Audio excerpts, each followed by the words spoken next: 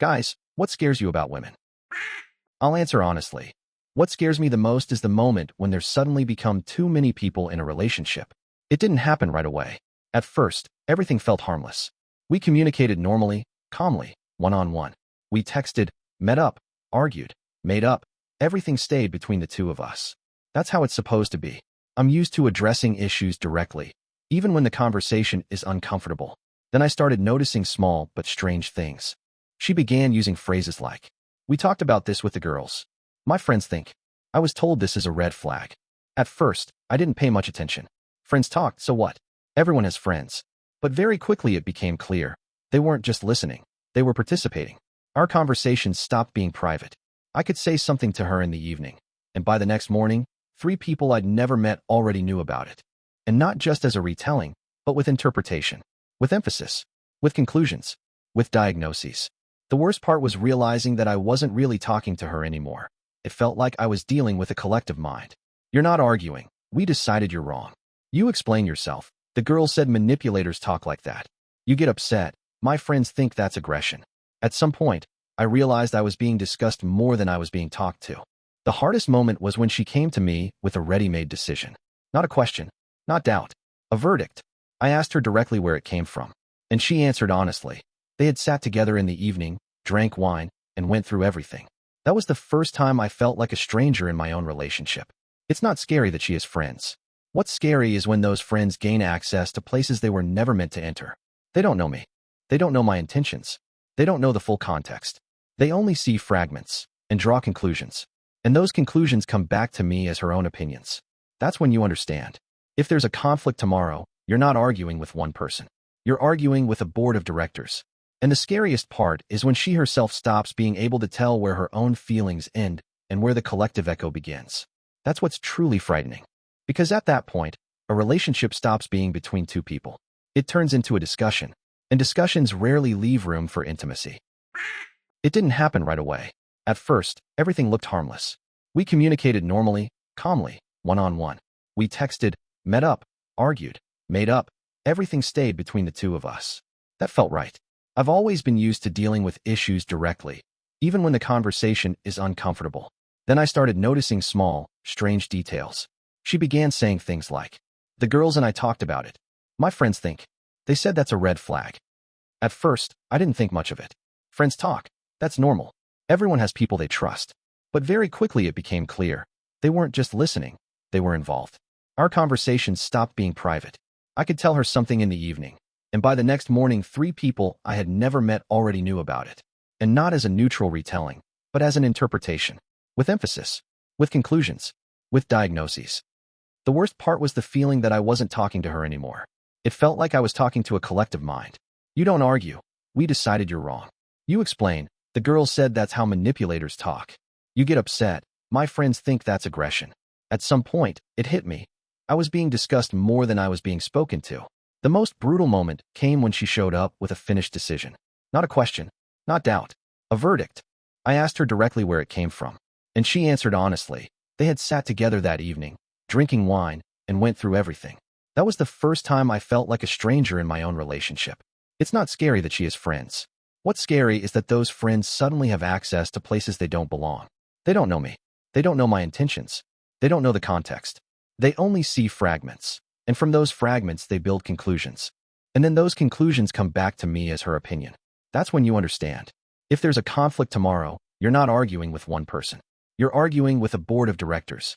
And the most frightening part is when she herself can no longer tell where her feelings end and where the collective echo begins. That's what really scares you. Because at that point, the relationship stops being between 2 people. It turns into a discussion. And in discussions, there's rarely any room left for closeness. It doesn't scare me right away. At first, it surprises me. Then it slowly starts to irritate me. And eventually, it hits you that there's no rewind button. I realized this once on a train ride. A normal trip, a couple of hours.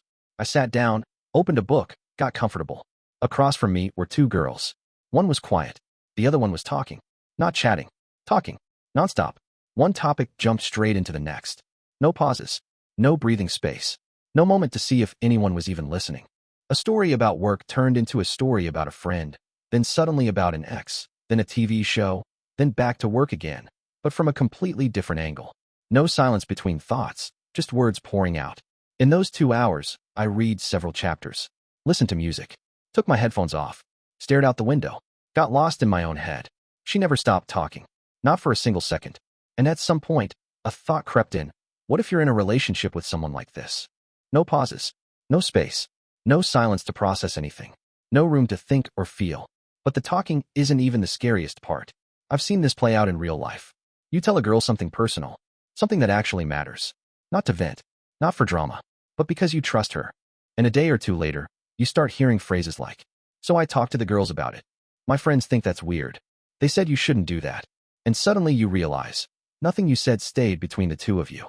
Not because she wanted to hurt you, not because she's malicious, but because she doesn't have a boundary between private and shareable. For her, conversations are a group activity. For you, they're an act of trust. The worst part is the feeling that you're never really talking to one person. You're talking to a committee. You just find out later. Your words get replayed, analyzed, judged, and decided on by people you didn't invite into the conversation. That's when it actually becomes scary. Because if someone can't sit with silence, can't pause, can't hold things in before releasing them, there's a good chance they don't know how to protect what you give them. Sometimes silence after a long conversation isn't awkward. It's respect. It's where words settle and become something real. And when there is no silence at all, there's often no depth either. It took me a while to understand why this bothered me so much, because on the surface it didn't look like anything dramatic. There were no loud arguments, no sudden ultimatums, no obvious outside interference, just a slow, almost invisible shift. In the beginning, she handled things on her own. If something upset her, she told me.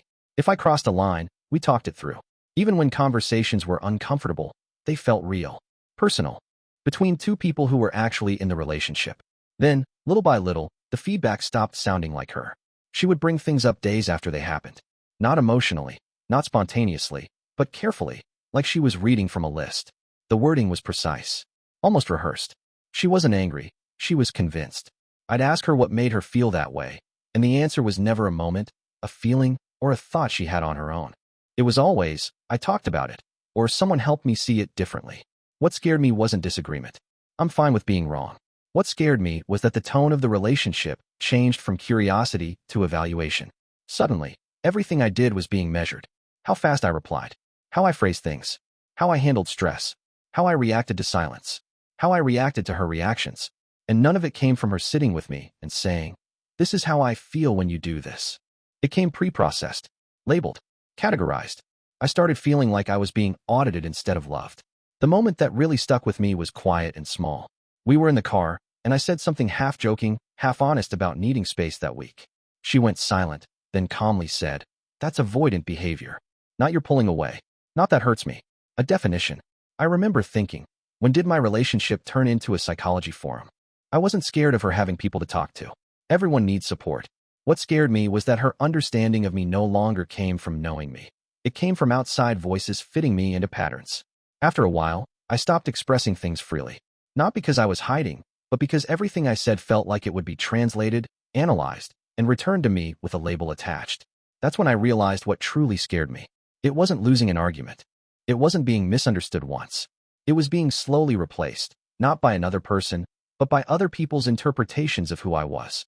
When a relationship stops being two imperfect humans trying to understand each other and becomes a case study reviewed by outsiders, intimacy doesn't die loudly. It just gets crowded. And that's what scares me the most. It got darker when I realized the outside voices didn't just influence her, they overruled her. At some point, I stopped being her partner and became a project everyone else was working on. She would disappear for hours after small disagreements. Not to cool off, to consult. I knew because she'd come back with the same phrases every time, delivered with total certainty. No hesitation, no emotion, just conclusions. You're emotionally unsafe. You're not showing up the way a partner should. This dynamic isn't healthy. None of those came from our actual moments together. They came from people who had never seen how we were at 2 a.m., never heard the conversations where we fixed things, never saw the way she leaned into me when she was tired. And yet, their opinions carried more weight than my presence. The worst part was being punished without a trial. Something would be wrong, but I wouldn't know what. She wouldn't bring it up directly. Instead, the distance would start. Short replies, cold tone, physical absence. And only later would I find out that a conversation about me had already happened, without me. That's a brutal place to be in. You're expected to fix things you were never told about. You're defending yourself against narratives you didn't create. You're apologizing for intentions you never had. Once, after a long silence, I asked her if she still trusted me. She hesitated, not because she didn't know how she felt, but because she hadn't decided yet what she was supposed to feel. That pause said everything. I started noticing how easily she rewrote our history. A good moment would turn into something that felt off in hindsight. A mistake would become a pattern. A boundary would become control. And the scarier thing? She believed it. Not maliciously. Not to hurt me. She believed it because it had been repeated enough times by people she trusted. That's when I understood the real danger. You can't fight another person's friends. You can't compete with a group narrative. You can't prove who you are to people who only know you through fragments and complaints. Eventually, I wasn't leaving because I was done loving her. I was leaving because I was being slowly erased and replaced by a version of myself that lived entirely in other people's mouths. What scares me about that kind of situation isn't losing the relationship. It's losing your voice inside it, and realizing too late that you were never arguing with one person at all. There was a point where it stopped feeling like a relationship and started feeling like surveillance. Not the obvious kind. No checking my phone. No accusations. Something quieter. Colder. She'd listen to me talk, nod, seem present. And then a few days later, she'd bring the same moment back, but twisted. Not how it happened. How it had been explained to her. I knew exactly when it clicked. We were arguing about something small. I honestly don't even remember what. That's how minor it was. But suddenly she said, very calmly, "This is exactly how emotional control starts." I froze. That wasn't her voice. That wasn't how she talked. That was a sentence you pick up from podcasts, group chats, screenshots passed around with red circles, and captions like this. I asked her what she meant. She couldn't explain it in her own words. She just repeated the idea, slightly rephrased, but empty. From that moment on, everything I did felt dangerous. If I stayed calm, I was being passive-aggressive. If I got emotional, I was unstable. If I pulled back, I was avoidant. If I tried to talk, I was gaslighting. There was no move left that didn't already have a label waiting for it. What made it worse was that she stopped asking questions. Curiosity disappeared. Everything became certainty. She wasn't trying to understand me.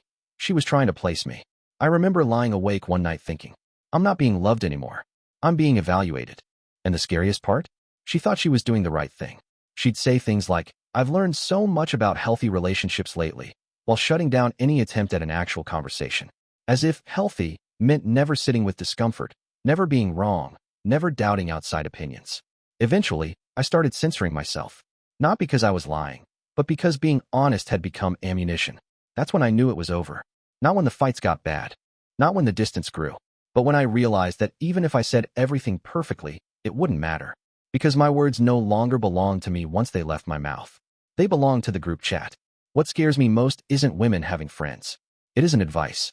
It isn't outside perspectives. It's when a relationship turns into a courtroom where you're never allowed inside. Only spoken about. Where intent doesn't matter. Context doesn't matter. History doesn't matter. Only the loudest interpretation wins. And by the time you realize what's happening, you're not trying to be a better partner anymore. You're just trying not to be misrepresented. That kind of fear doesn't come from conflict. It comes from knowing that no matter what you say, you will never be heard by the person you're actually with. The thing that really scares me isn't loud interference. It's the quiet replacement. At first, everything feels normal. You're close, you trust each other, you talk things through. There's no sense that anyone else is in the room with you. It feels private, intimate, safe. Then one day you notice that she no longer checks her feelings with herself. She checks them somewhere else first. You'll see it in small moments. She gets upset, but doesn't quite know why. She pulls away, but can't explain what triggered it. Later, she comes back with clarity, not emotional clarity, but narrative clarity. A story that suddenly makes sense of her confusion. Except it didn't come from you. You start hearing phrases that don't sound lived in. They sound borrowed, polished, shared. The kind of language that comes from long discussions where your presence isn't required or wanted. What scares me is when she stops saying, "This hurt me," and starts saying, "This kind of thing usually means." Your relationship stops being about you two and becomes about fitting behavior into templates. And in those templates, there's no room for nuance. No room for bad days. No room for awkward timing. No room for misunderstanding. No room for growth. Everything becomes evidence. Your tone becomes a clue. Your silence becomes intent. Your exhaustion becomes a pattern. And you don't even get to respond in real time, because by the time it reaches you, the conclusion has already been agreed on elsewhere. I remember realizing this the day she said, I need you to prove you're safe. Not regain trust. Not talk it through. Proof. To people who weren't in the relationship. To voices that had never seen our soft moments. To standards that shifted based on conversations I wasn't part of. That's terrifying. Because safety in a relationship is built through shared experiences, not through consensus. And once safety becomes something you have to audition for, you've already lost it. I didn't leave because I didn't care. I left because I was no longer being met. I was being summarized. What scares me most is knowing how easily love can be drowned out by opinions. Not because they're loud, but because they feel authoritative. And when that happens, a relationship doesn't explode. It fades quietly, replaced by explanations that sound right, but feel completely wrong. What scares me most is how easily responsibility disappears. At some point, she stopped owning her choices. If she was distant, it wasn't because she felt overwhelmed. It was because they told her she should take space. If she doubted us, it wasn't confusion. It was concerns that were pointed out to her. If she hurt me, it wasn't her decision. It was something everyone agreed made sense. There was always a they. And that's terrifying, because you can't talk to a they. I remember one night asking her a very simple question. Is this how you feel, or how you were told to feel? She didn't answer. She just said she didn't want to argue. That silence hit harder than any insult, because it meant she wasn't sure anymore. Or worse, she didn't think it mattered. Every conflict became impossible to resolve, not because we couldn't talk, but because the conversation had already happened somewhere else. I was always late, always reacting, always explaining myself after the verdict. And the strange thing was, she genuinely believed she was protecting herself. That delegating emotional decisions made her stronger, healthier, more aware. But all it did was hollow the relationship out. There was no accountability left, only consensus. No growth, only agreement. No vulnerability, only validation. The final moment came when I realized she had never actually asked herself a single uncomfortable question about us. She had outsourced all of them. I wasn't losing her to another person. I wasn't losing her to drama. I was losing her to a system where feelings were crowdsourced. And that's what truly scares me. Because when someone stops choosing you and starts waiting to be told how to feel, there's nothing you can say, do, or become that will bring them back. You don't break up with that kind of partner. You fade out of relevance. Quietly. Completely. And without appeal.